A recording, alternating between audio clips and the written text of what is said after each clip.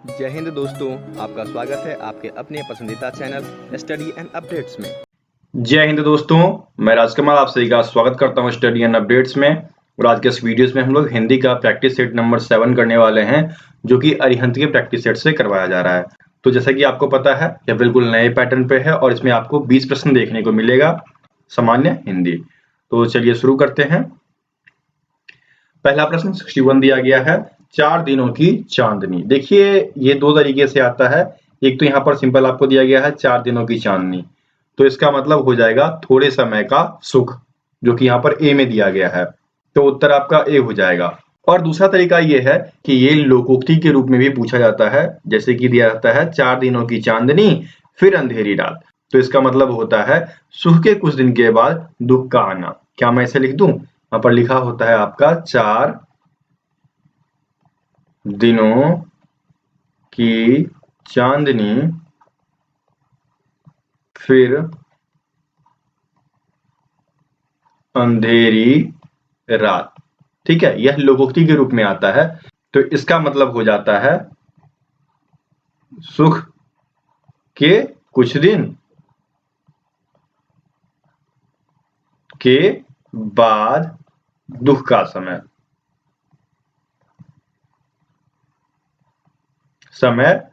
या फिर आना।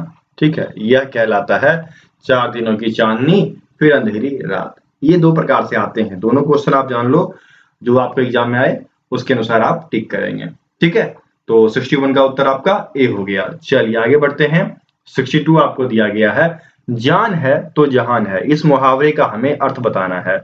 इसका मतलब है कि जीवन ही सब कुछ है। होता क्या है कि कभी कभी आप अपने जीवन में ऐसे संकट में फंस जाते हो, यहाँ पर ऐसा आपको लगता है कि आज तो हमारी मृत्यु तय है, लेकिन बचकर जब वहां से चले आते हो तो क्या बोलते हैं? जान है तो जहान है। इसका मतलब जीवन ही सब कुछ है, यदि हम जिंदा रहेंगे तभी कुछ कर पाएंगे। ठीक है, तो इसके अनुसार उत्तर क्या हो जाएगा? आपका ए हो जाएगा, जीवन ही सब कुछ है। तो 62 का उत्तर आपका ए हो गया। चलिए आगे बढ़े। अब देखिए आपको निर्देश दिया गया है, दिए गए वाक्यों में एक वाक्य शुद्ध है और 3 अशुद्ध हैं। शुद्ध वाक्य को चुनिए तथा उत्तर पत्रिका में तदनुसार काला कीजिए। क्या दिया गया है? वह एक विद्वान महिला थी। नहीं, ये मैंने कई बार करा रखा है, और इसमें शुद्ध होगा वह एक विदुषी महिला थी। विद्वान महिला को विदुषी बोला जाता है। ठीक है, तो वह एक विदुषी महिला थी। देखिए यहाँ पर सी में दिया गया है, तो उत्तर क्या हो जाएगा? 63 का उत्तर आपका सी हो जाएगा। ठीक है, आगे बढ़े। चलिए आगे बढ़ते हैं। निर्देश दिया गया है, दिए गए शब्दों में से केवल एक शब्द की वर्तनी शुद्ध है, उसे चुनिए तथा उत्तर पत्रिका में तदनुसार काला कीजिए। यहाँ पर आपको दिया गया है श्रृंगार। श्रृंगार का मतलब क्या होता है? सजावट। नारी जिससे सजावट करती है वह कहलाता है श्रृंगार, और श्रृंगार का जो सही वर्तनी है वह सी वाला है। ठीक है, तो उत्तर आपका 64 का सी हो जाएगा। श्रृंगार का मतलब होता है सुंदरता, सजावट या फिर शोभा आदि को निखारने वाला तत्व। ठीक है, चलिए आगे बढ़ते हैं। 65 आपको दिया गया है, उज्जवल का सही रूप बताना है। देखिए उज्जवल का मतलब होता है प्रकाशमय या फिर स्वच्छ चीजें। ठीक है, तो उ जो व संयुक्त, ये देखिए डी वाला उ जो व संयुक्त और लॉ, यह आपका बिल्कुल शुद्ध है, इसलिए 65 का उत्तर जो होगा वह डी हो जाएगा। तो चलिए आगे बढ़ते हैं। अब आपको निर्देश दिया गया है, दिए गए प्रत्येक वाक्यांश के लिए एक शब्द दीजिए। इसके लिए 4 विकल्प दिए गए हैं, उचित विकल्प का चुनाव कीजिए और उत्तर पत्रिका में तदनुसार काला कीजिए। क्या दिया गया है? किसी कथा के अंतर्गत आने वाली कोई दूसरी कथा। तो एक कथा के अंदर दूसरी कथा आ रही है, तो उसको क्या बोला जाता है? अंतः कथा बोला जाता है। तो अंतः कथा आपको ढूंढना है। देखिए यहाँ पर सी में दिया गया है, एक कथा के अंदर आने वाली दूसरी कथा। ठीक है, तो 66 का उत्तर आपका सी हो जाएगा। दोस्तों ये रहा आपका हिंदी का प्लेलिस्ट। इसमें आप देख सकते हैं कि वर्ष 2011 से लेकर अभी तक के सारे पेपर कराए गए हैं। ये रहा आपका 2011, 12, 13, 15, 19। ठीक है, उसके बाद फिर आपका देखिए कंटिन्यूअसली 19 का सारा क्लास दिया गया है। उसके बाद आप देख सकते हैं फिर 2021 का क्लास दिया गया है। तो कुल 39 वीडियोज हैं। ठीक है, 39 वीडियोज प्रीवियस ईयर के हिंदी के हैं। तो यह आपके लिए बहुत ही महत्वपूर्ण साबित होगा।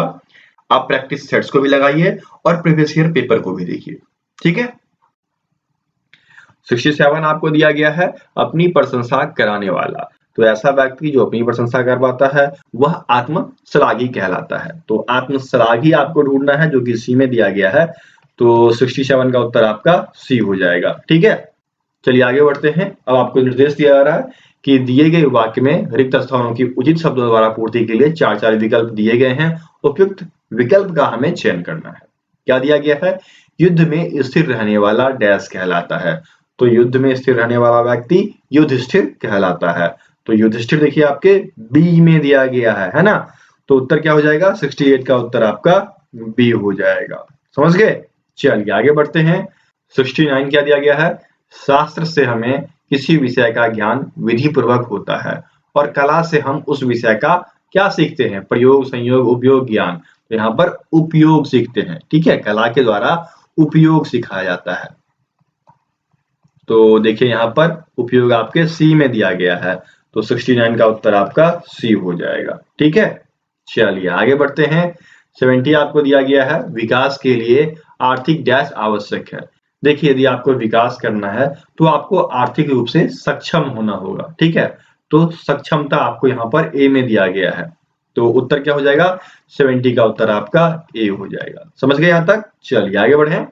अब देखिए दिया गया है दिए गए वाक्यों में से कुछ में त्रुटि है और कुछ ठीक है। वाक्य के जिस भाग में त्रुटि है उसके अनुरूप अक्षर ABCD वाले अंडाकार खाने को काला करें। यदि वाक्य में कोई त्रुटि ना हो तो डी वाले को चयन करना है। यहाँ पर क्या दिया गया है? आज से यह विषय अनिवार्यतः कर दिया गया। तो यहाँ पर अनिवार्यतः नहीं होगा, यहाँ पर अनिवार्य होगा। ठीक है, आज से यह विषय अनिवार्य कर दिया गया, यह होगा शुद्ध रूप। तो त्रुटि आपको मिल गया। 71 के बी में दिया गया है। तो 71 का बी उत्तर हो जाएगा। ठीक है, इसी प्रकार अगले पे चलते हैं। क्या दिया गया है? गरीबों के हित के लिए भारत सरकार प्रतिदिन नए नए कानून बना रही है। नया नया नहीं होगा, क्या होगा? नए नए नए नए कानून बना रही है। ठीक है, तो त्रुटि मिल गया आपको नया नया वाला। तो उत्तर आपका सी हो जाएगा। ठीक है, चलिए आगे बढ़े। 73 दिया गया आपको सिमटना का उपयुक्त विलोम होगा। देखिए सिमटना मतलब संकुचित हो जाना, छोटा हो जाना। तो सिमटना का होता है बिखरना। ठीक है, इसका शुद्ध यदि हम कहें तो बिखरना होगा, लेकिन यहाँ पर बिखरना नहीं दिया गया है। तो बिखरना क्या हो जाएगा? फैलाव हो जाएगा। तो फैलाव आप देख सकते हैं यहाँ पर दिया गया है आपका डी में। ठीक है, फैलना। तो 73 का उत्तर इसके अनुसार डी हो जाएगा। वैसे सिमटना का बिखरना होता है। ठीक है, चलिए आगे बढ़े। अब देखिए 74 आपको दिया गया है क्षुधा का उपयुक्त विलोम होगा। देखिए क्षुधा मतलब क्या होता है? लालसा, इच्छा, लालच हो जाता है। लेकिन यहीं पर इसका विलोम क्या हो जाएगा? तृप्त। जब मन आपका संतचित हो जाता है या आपको जिस चीज की लालसा होती है वह पूरी हो जाती है तो आप तृप्त हो जाते हैं। ठीक है, या तो आप क्षुधा का तृप्ति या तृप्त, इन दोनों में से जो मिले आप टिक कर देना। तो उत्तर आपका 74 का सी हो जाएगा। ठीक है, तृप्त। चलिए आगे बढ़ते हैं। तरु के लिए उचित पर्यायवाची या समानार्थी का चयन करें। तो तरु, ठीक है, तो तरु का क्या हो जाएगा? बताइए जल्दी से। तो तरु जो है पेड़ को बोला जाता है। मैं इसका पूरा लिख देता हूं। तरु का हो जाता है पेड़, वृक्ष, विटप, और इसका हो जाएगा पादम, द्रुम भी होता है, दरख्त भी होता है। ठीक है, तो ये सारे हो गए। तो तरु का जो उचित पर्यायवाची यहाँ पर दिया गया है वह आपका विटप दिया गया है जो कि डी में है। तो 75 का उत्तर आपका डी हो गया। चलिए आगे बढ़ते हैं। अब देखिए 76 आपको दिया गया है कली के लिए उचित पर्यायवाची या समानार्थी शब्द का चयन करें। तो कली के लिए यहाँ पर आपका हो जाएगा मुकुल। ठीक है, या फिर जालक कह लीजिए, या फिर कलिका कह लीजिए, या फिर कोरम कह लीजिए। ठीक है, इत्यादि। तो इनमें से कोई एक दिया गया है, कलिका आपको दिया गया है ए में। तो 76 का उत्तर आपका ए हो जाएगा। चलिए आगे बढ़ते हैं। 77 आपको दिया गया है संस्करण।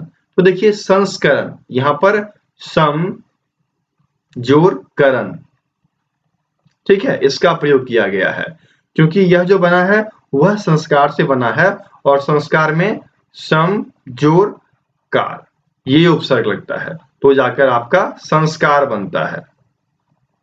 ठीक इसी प्रकार संस्करण के लिए समजोर करण का प्रयोग किया जाता है। तो उत्तर आपका डी हो जाएगा। तो 77 का उत्तर आपका डी हो गया। चलिए आगे बढ़े। 78 आपको दिया गया है सुनार। सोना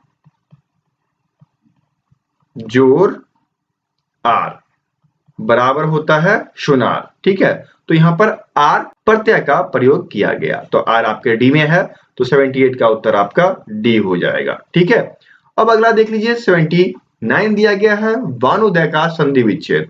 तो भानु जोर उदय, ठीक है, भानु जोर उदय बराबर भानुदय। यहाँ पर उ जोर उ ये दोनों मिलकर दुर्ग उ हो जाता है। ठीक है, आप इसको ये लिख लीजिए या फिर दुर्ग उ लिख लीजिए। यहाँ पर देखिए भानुदय है ना, दुर्ग उ हो गया, तो उ जोर उ बराबर दुर्ग उ हो जाता है। यदि आपको मात्रा आती है तो आप ये चीज समझ गए होंगे। ठीक है, तो ये आपका भानुदय का डी हो जाएगा। यह कौन सी संधि है? तो यह आपका दीर्घ स्वर संधि है। ठीक है, पता है आपको। चलिए आगे बढ़ते हैं। 80 आपका दिया गया है कान नाक में कौन सा समास है? तो कान नाक, ये क्या हो जाएगा इसका समास विग्रह? कान और नाक। तो और वाला कौन सा होता है? द्वंद्व समास ना। यहाँ पर देखिए द्वंद्व आपके सी में दिया गया है, तो 80 का उत्तर आपका सी हो जाएगा। तो इस प्रकार से 20 के 20 प्रश्न मैंने बता दिए। अब बारी है आज के सवाल का। तो आज का सवाल क्या है वो देख लीजिए। आज का सवाल है दाम लगाना मुहावरे का सही अर्थ बताइए। देखिए यहाँ पर एक मुहावरा दिया गया है दाम लगाना, और उसके लिए 4 विकल्प दिए गए हैं। तो इनमें से जो विकल्प आपको सही लगता है उसका आप चयन करेंगे और कमेंट बॉक्स में कमेंट करेंगे। फिर मिलते हैं अगले वीडियो में, तब तक के लिए जय हिंद।